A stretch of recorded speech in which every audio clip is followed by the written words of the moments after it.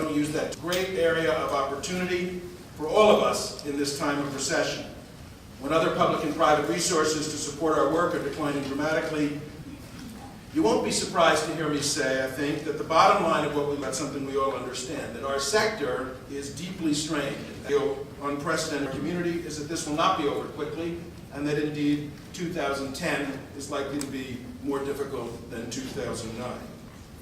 Another message came through loud and clear, that the sector increasingly knows that it can no longer rely, as it has in the past, on state government or on corporate support. And certainly, and not surprisingly, we heard a call for private philanthropy to step forward into that void in 2009. So this is the context for our gathering this morning. We're meeting at a time of unprecedented strain on our institutions and our way to invest in economic recovery, to invest in our American Reinvestment and Recovery Act. But again, let's be clear. This federal investment is mostly not about the work we do or about our sector. We are relatively small players in this drama, but that does not mean that we can afford to be bystanders. Indeed, very much to the contrary, it is our obligation to understand the opportunities that exist for our community, our work, our constituents, and our institutions through the Recovery Act. As I said, this is the one great opportunity of this moment. And by that I do not mean simply it's an opportunity to realize federal grants directly. Indeed, many of the most important public decisions about how this once-in-our-working lifetime federal investment will impact Connecticut and Greater New Haven have yet to be made, and they'll be made in the coming months at the state level by state government. I would urge all of us here today to think about how we, as individuals, as institutions, and as the nonprofit sector as a whole, can influence the state's decision-making. I believe that the legacy of the Recovery Act for those who rely on our work will ultimately depend much more on how effective we are collectively than on any individual success that some of us might have in landing federal dollars. There were many who contributed to this gathering today. In the implementation of the Act. So on a daily basis, and I mean every day, at 2 o'clock in my office, we sit down with the agencies of Department of Social Services, Department of Transportation, DE doing on a daily basis is just tracking everything that's going on in Washington. Every day there's something new. I'm sure Shelley's going to walk you through the developments that occur on a daily basis. What I've learned, Fridays seem to be the busiest days of the week down the edge of things like green collar jobs, the energy investment that's in there, the workforce training investment that's available. Those are the opportunities we really see in there to pursue, not just for getting us through today, but really positioning us for tomorrow. Part of my goal is to have this title of Transparency Officer. That means I really run the website. So what we've been trying to do on the website is to really focus in on all those opportunities that become available on a daily basis and use that website as a tool for everybody to get information about what's going on with the Act. It's very complicated. It's, the long form of the Act was 1,000 pages to figure out how to get your hands on that money. And getting your hands on that money, there becomes a lot of strings. The one major point of emphasis in this Act is the accountability and transparency. So beyond having agencies work differently with each other, we have to make sure that they're accounting for everything they do and how they deal with the money that's going out from them or from the federal government to other entities. So we're placing a lot of effort into that at the front end so we don't run into trouble down in the back end. So those are part of the things we do on a daily basis. We just try to focus in on the new opportunities, make the word, get the word out as much as we possibly can. What we've been doing with our agencies in terms of their stakeholders, if we see a competitive grant opportunity open up, we engage them to the agency to engage their stakeholders and say, hey, this is an opportunity for you. We will help you and we will support you. If you need technical assistance in preparing an application, we will do as much as we can. If you need to, have us somehow in a supportive role, or we need to find ways to get this money to the community so folks can take advantage of it and think about how we come out of this in a couple of years from now. Other things we've been doing is this really, I've been meeting a lot with a lot of people. My time is spent trying to walk people through what's been going on with the act at the state level. We've been spending some time with our legislators. We've been spending our times with a lot of organizations such as yours to see how we can collaborate. And as I said to Shelley before I came up here, this is just the beginning of a conversation I see going forward for all of us. There are 24 hours in a day. 7 pages long, 23 different titles, cross-references to multiple sections of the United States Code of Federal Regulation. It's the fastest, incredible challenge that we're all faced. On the other hand, it is also the most expansive unleashing of federal fiscal power since World War II. The fiscal power of the federal government to use tax breaks and to use government spending as a way of keeping demand high and getting our economy back on track. The purposes of the bill, and this is in the very first section of the bill, part of it is to both preserve and create jobs and promote the economic recovery. Part of it's to give a hand to people who are suffering through this recession. Part of it is to increase government efficiency and economic efficiency by massive investments in technology and science and health. Part of it is to really fundamentally reshape our infrastructure by unprecedented investments in transportation, environmental protection, and the like. And part of it is to help to stabilize state and local government budgets, because if the state and local governments begin laying off people, it's really no different than business laying off people. It all accelerates the recession. The scope of the stimulus bill, it provides about $280 billion in federal aid through tax cuts, other aid through direct spending, as Matt mentioned, and I'll get into more detail on all of this in a second, and about $310 billion in discretionary spending. And this pie chart gives you a sense of how it's allocated. By far the largest segment is in tax cuts, both through Medicaid, through unemployment insurance, through COBRA subsidies. If you're laid off in 2009, instead of having to pay your full COBRA premium, the federal government will subsidize 65% of it. It's an unbelievably expensive bill. And I'm going fast because I'll get into more detail in a second. If you just drill down on education funding alone, you get a sense of the magnitude of the investment. There's state aid for schools for critical needs. This is state fiscal stabilization fund. They're increasing Pell Grants and higher education tax credit, both of which will make college more affordable. More money for Title I, which is the federal aid that goes into our urban school districts, more money for special education and the like. So there are basically 5 ways in which the federal government is trying to deploy money into the states. One is by formula, as Matt mentioned. We currently, for example, get reimbursements when we spend $1 of Medicaid. And one way of getting money fast into the states is to give Connecticut a larger share of reimbursement for each dollar of Medicaid we spend. Another is by competition. There's a lot of money in competitive grants. You have to make application for those. In some cases, it's the state making application. In some cases, it's cities and towns. In some cases, it can be nonprofits. Some of it's by demand. Things like the tax breaks, the COBRA premiums and the like. How much the federal government will spend will depend on how many people actually claim those monies. Some of it's by federal agency plans. The federal agencies have their own agendas for things that they want to do. So, for example, the Veterans Administration may want to do some rehab of a veterans hospital, and so some of the money goes there. And some is one-time automatic disbursements, a $250 check to certain Social Security beneficiaries and the like. So those are sort of the 5 fundamental ways that they get money out the door. From the standpoint of state and local governments and nonprofits, there are sort of 3 ways, and this is the Council of State Governments analysis of how to categorize them. One is something that the Council calls the big check, and that's $100 billion across the states to help to address state budget gaps. This money is not given with strings attached. This money can actually fill in the gaps for declining state revenues. And the two big funds for this are an increased rate of reimbursement for Medicaid and a big pool of flexible dollars, some of which has to go for education, some of which can be used for other public purposes, but those public purposes can include education. So you have that money goes straight in, and that's to help to stabilize our state and local budgets. Then there's something that this council calls the helping hand, and that's formula funding. And in many cases, this, as Matt pointed out, comes with strings attached. Many of those streams include the following stream. The funds cannot supplant existing state or local funding. It must supplement. It has to be in addition to what the state had already been doing.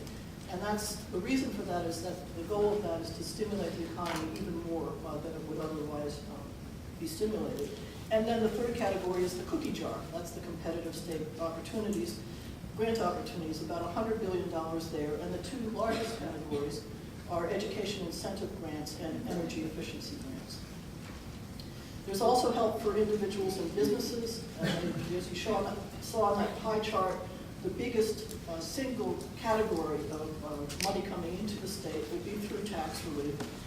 Tax relief for individual, a little pamphlet that says it's your money too, some way Connecticut families can benefit from the stimulus bill. I put it all together in one place, and it's on Voice's website if anybody wants to download it and share it with, use it yourself or share it with any of the people that you serve. There are a lot of tax incentives for businesses, including incentives to hire unemployed veterans and disconnected youth. There are new financing tools for infrastructure, and there are very sizable investments in renewable energy. In terms of the federal timeline, as Matt pointed out, this is a very fast-moving trend. On February 19th, 2 days later, federal agencies started reporting out how much they were sending to the states in block grant awards. And you can see just on the timeline here how fast it's happening. Literally, the deadlines for applying for some of these funds are happening like this. By April 20th, for example, the application for youth mentoring programs is due, and for Brownfield's job training programs are due. Both of those are categories that individual nonprofits can apply for. And I'll talk in a second about where you can get a listing of where all these grant opportunities are in their deadlines. But the goal of the whole thing is to get money into the economy as fast as possible, which is why this is all moving so rapidly. As I mentioned, the release of federal funds is purposely fast. For example, the Department of Housing and Urban Development got 75% of its $13.6 billion of stimulus fund allocated within 1 week of the time the President signed the bill. And among, you can see some of the monies coming into Connecticut through this one federal agency, $37.5 billion for public housing and capital programs, money for lead hazard reduction, tax credit assistance program for housing, project-based rental assistance, Section 8 project-based assistance. The community development block grant was expanded, money for the homeless preservation fund and like. And it also requires the state to have a website, and the state has now required the state agencies to develop websites.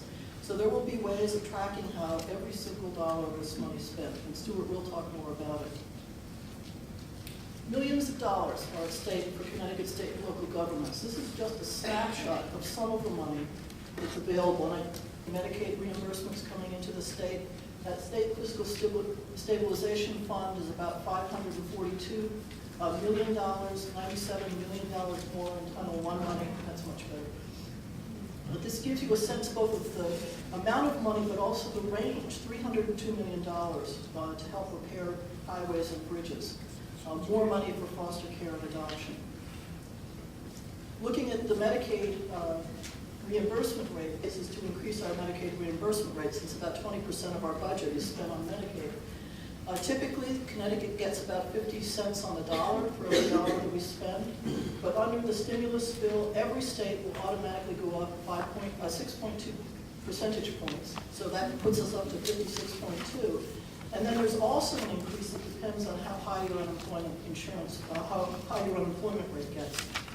So at this point, we're getting more than 60 cents on the dollar for every dollar that we spend in Medicaid.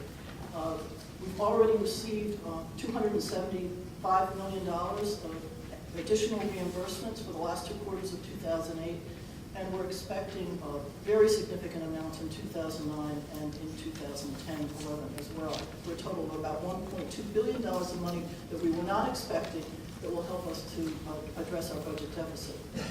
Then there's the state fiscal stabilization fund, and as I mentioned, education. The balance has to be used for other public purposes. but it can include education. And the amount that Connecticut gets is based in part on our school-age population and in part on our total population. The governor has to submit an application with required assurances, which has happened, and we're supposed to get 2/3 of our funds quickly, and the other third when the governor and the Department of Education approves the state's plan to take certain steps with regard to the education funding to increase teacher quality, build better data systems, and turn around failing schools. Our share, Connecticut's share of the money, is about $542 million, and of that, 443 must be used for education. But according to the governor's website, you can correct me if I'm wrong, Matt, the governor plans to allocate all of the money for the education cost-sharing grant, half in each year of the upcoming biennium. The Department of Education has already released some of this money to Connecticut this year, as of April 1st. The lights are going to have to go down again. Looking at some of the money coming into education, this again gives you a sense of the money coming into Connecticut across the various categories. I have a D for Pell Grants because the Pell Grants are going up, but how much actually comes into Connecticut as a result will depend on how many students apply for Pell Grants. So that's what the D means in these. Similarly with the higher education tax credit, we now have a refundable tax credit. Again, very significant monies coming in. Less of this is formula-based, more of it tends to be competitive. There's money for the Youth Build program, for Job Corps programs, for Green Jobs training, for high growth and emergency industry training grants and the like, all of which are competitive grants. And those are places where partnerships between the nonprofit community and the state government and local municipalities will be very important. The work opportunity tax credit is something that as of April 1st, anyone who's eligible for it, his family's basically below $190,000, I believe, a year for joint families filing jointly. You'll see a reduction in the amount withheld from your paycheck, and over the course of the year, it will amount to about $800 for families and $400 for individuals. Again, getting money right into the economy. In terms of environment and energy, there's significant additional money for the state revolving fund, which provides loans and grants. Forget that, you can help me, to help municipalities provide clean drinking water. Again, you can see by the Cs here that there is a lot of money available for competitive grants that require all of us to get together and figure out how do we partner to begin to draw down some of this money. And you can see also the very heavy emphasis on alternative energies that is at the thrust of, at the center of this legislation. In health and nutrition, in addition to the reimbursement increase of $1.2 billion, there's additional money coming into the hospitals through the disproportionate share payments. There's already money coming into the community health centers. Both Hill Health Center and Fairhaven Community Health Center in New Haven are getting additional money. There's a big emphasis in competitive grants for health information technology, trying to get all of our medical records into an electronic form so that data can be shared more readily, and also so that you can do better assessment of the quality of care. And included in that, which is a very interesting thing to me, is that there's the opportunity for individual Medicaid providers to get some additional dollars to basically turn their own offices' records into electronic medical records. In addition to what's shown on here, there's a tremendous amount of money that's going into the National Institute of Health and the National Science Foundation for basic research. And I got an email this morning that said that Yale is about to submit 400 additional applications for some of the new NIH money. And they're working 24/7 to be able to do that. But again, many of these are basically, the money will come in on top of existing grants to allow Yale to increase its research capacity in basic research. Coming through formula grants into New Haven, it gives you a sense of it. For Title I, $9 million will be coming into the city of New Haven. Just these 7 formula grants, almost $20 million will be coming into New Haven. $9 million in Title I, $1.5 million for homeless prevention. The energy efficiency and conservation block grant is also large, and the one to help to repair public housing is very significant.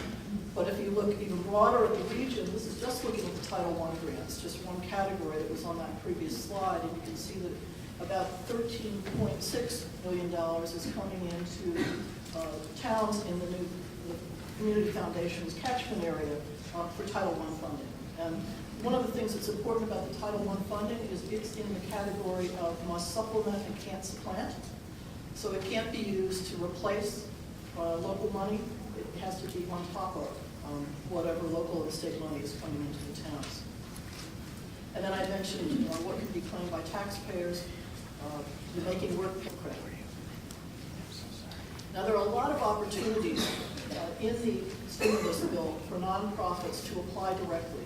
A lot of the stimulus money comes through the state or comes through towns, and then nonprofits can be sub-grantees to implement some of that work. But in some cases, the government maintains that has a listing of all of the AAR grants, their deadlines, and then links to the guidance that tells you exactly who's eligible and also what the criteria for application are. And they update it literally on an hourly basis, so it's a way of being for the next 3 years at least the level that it did in fiscal '06. We have to make progress in achieving equity and distribution of our highly qualified teachers. We have to have a P16 longitudinal data system, and you can read the rest.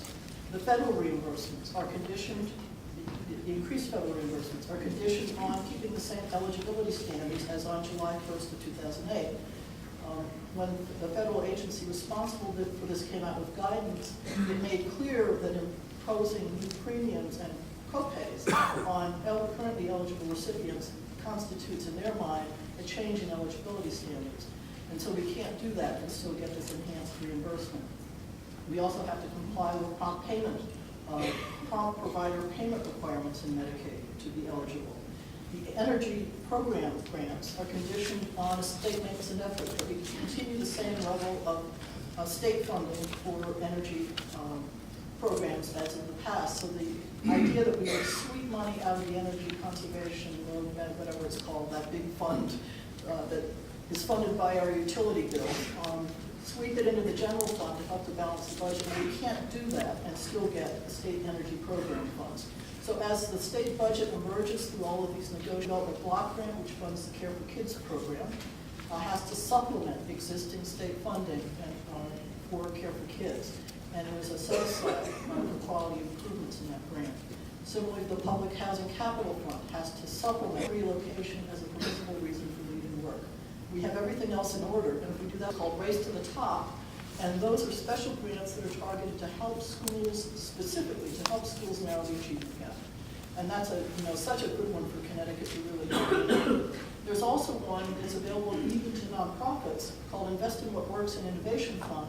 And that's to support those programs that have already shown that they've done a spectacular job in reducing the achievement gap, to help to replicate those and to help them share their experience for others as models for best practice. Again, this requires unparalleled cooperation across all sectors in the state, but the money's there, and we're competing against all the other states for it.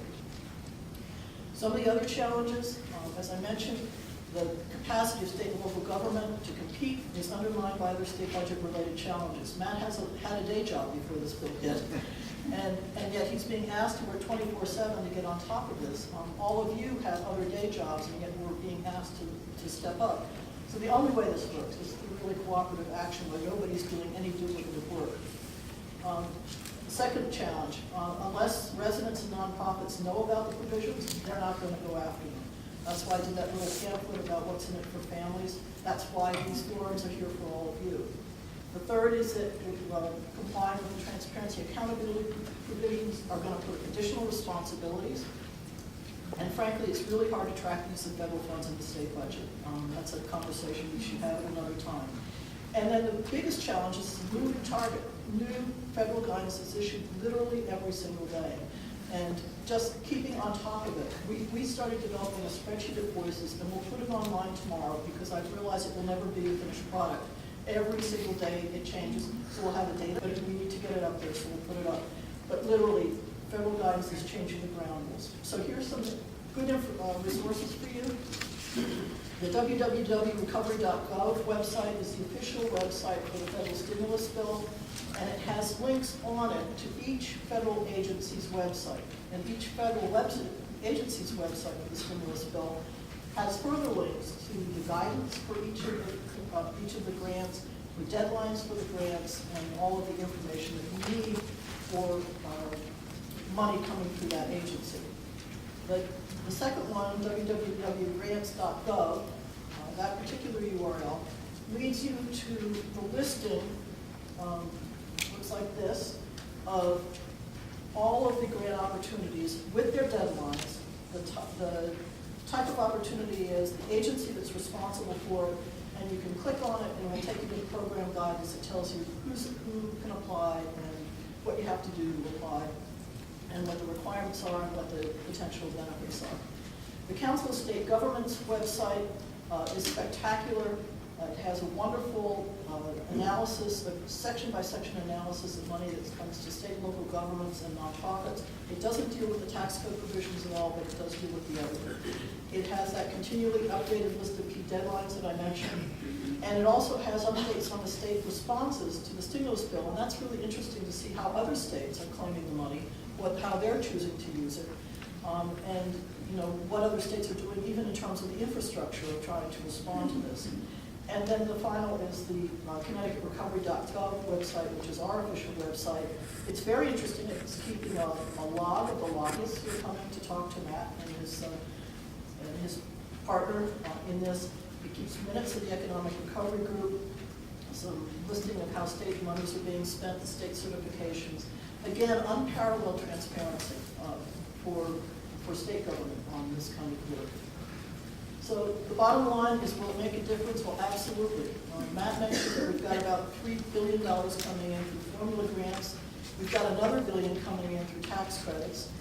And we're likely to have even more coming in through competitive grants if we take advantage of it. That's a healthy shot into the Connecticut economy, coming in very quickly.